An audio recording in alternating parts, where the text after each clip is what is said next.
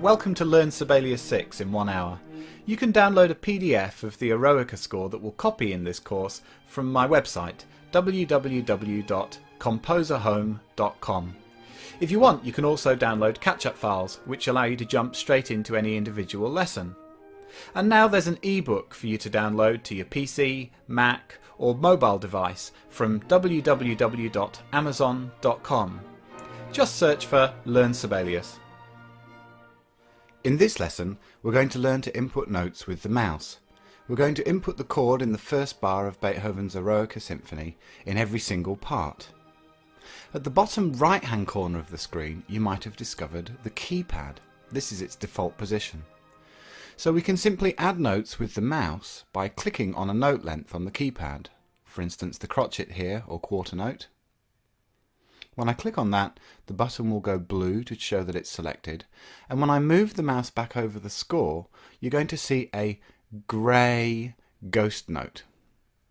That grey ghost note is showing the pitch that's going to be input when I click into the score. As I move up and down, the grey ghost note moves up and down. I can also move it to the left and right, and it will show me the position within the bar to the nearest crotchet. So if I want to put a note straight on the second beat, like that, I can. So we're going to click in the chord from the first note in the flute here and right down to the bottom, so we've got every note in every single part. As I click in each note, you'll hear that it plays back.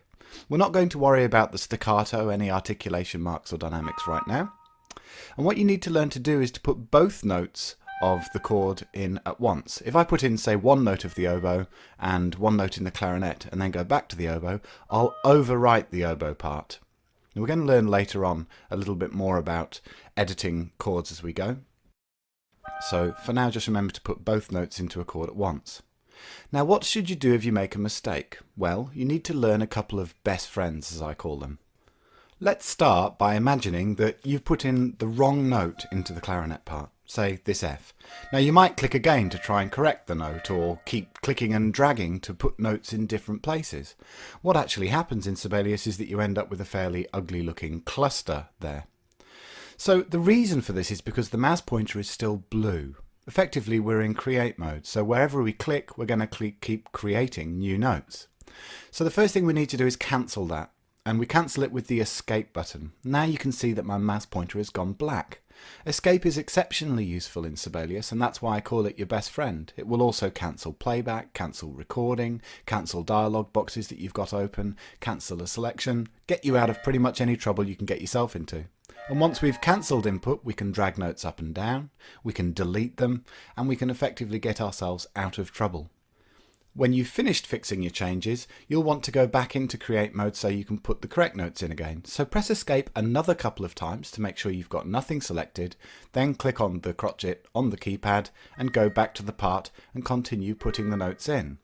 Another thing that's worth mentioning at the moment, probably your second best friend, is the undo function, which is Command and Z on a Mac or Control and Z on a PC. Now another shortcut that will help you fix pitches as you put them in, I've just put a wrong note here in my bassoon part, is that you can nudge them with the up and down arrow keys on your keyboard. So you can see that D is actually a step away from where it should be. I press the up key and the down key and I can nudge it into position. Now I'm going to do the cooking show trick here and jump to one that I prepared earlier. So you can see here that I've put all notes into the score, and I'm going to check that I've got all of the notes right by simply playing it back and see if I recognise that famous chord of Beethoven's from the start of this symphony. So to do that, go up to the playback window, check that the green playback line is at the start of the score, and then press the green play button. There we go. Sounds perfect to me. You'll soon spot a wrong note in there. So remember, the most important thing from this lesson is escape is your best friend, and remember to press escape a couple of times before you start note entry each time.